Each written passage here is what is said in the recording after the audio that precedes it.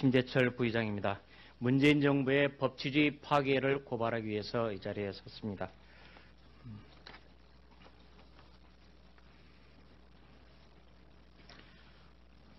문재인 정부의 법치주의 파괴를 고발합니다. 절차적 정의는 법치주의의 핵심입니다.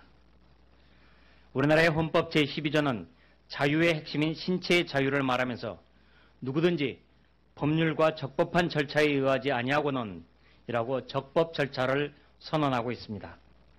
형사소송법 제308조의 2도 적법한 절차에 따르지 아니하고 수집한 증거는 증거로 할 수 없다고 위법 수집 증거 배제의 원칙을 말함으로써 절차적 정의를 명백히 하고 있습니다.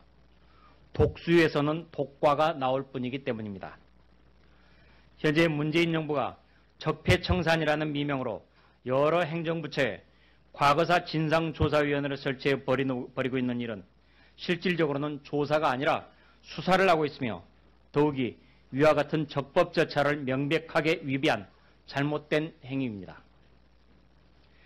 문재인 정부의 과거사위원회는 훈령이나 규칙으로 그 법적 근거를 만들었다고 하나 사실상의 수사를 하고 있는 이 같은 기구를 만들려면 모법에 명백한 위임 근거가 있어야 합니다.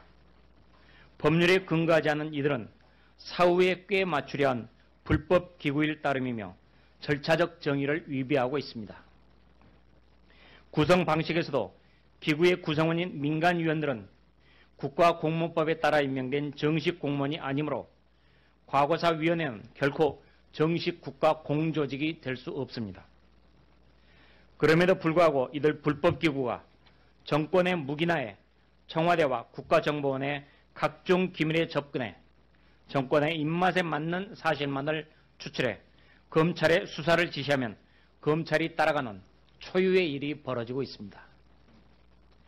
법치국가에서 불법 행위에 대한 진상조사가 필요하면 주권자를 대표하는 국회에서 조사, 대상, 시기, 자격 등을 법으로 제정해 법률기구를 정식으로 창설하거나 국회가 직접 조사합니다. 이것이 법치주의입니다.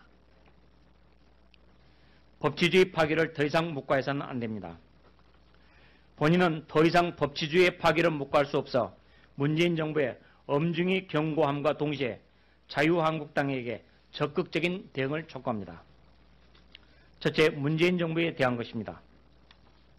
문재인 정부는 먼저 불법적으로 국민의 혈세를 사용하며 점령군처럼 국가 기밀을 마구 뒤지는 모든 과거사위원회를 즉각 해체해야 합니다.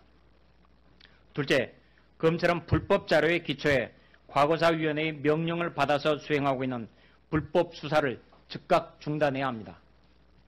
셋째, 법원은 과거사위원회의 불법적인 수사 권고로 검찰이 수사 구속한 모든 피의자를 즉각 석방해야 합니다. 자유한국당에 대해서도 말씀드립니다. 자유한국당은 우선 이 같은 법치 파괴적인 문재인 정부의 행태를 바로잡기 위해 뜻있는 변호사들을 모아 당 법률대응기구를 즉각 출범시켜야 합니다. 둘째, 문재인 대통령과 임종석 비서실장, 서훈 국정원장과 윤석열 서울중앙지검장을 법치 파괴의 내란죄와 국가기밀 누설죄 등으로 형사고발해야 합니다.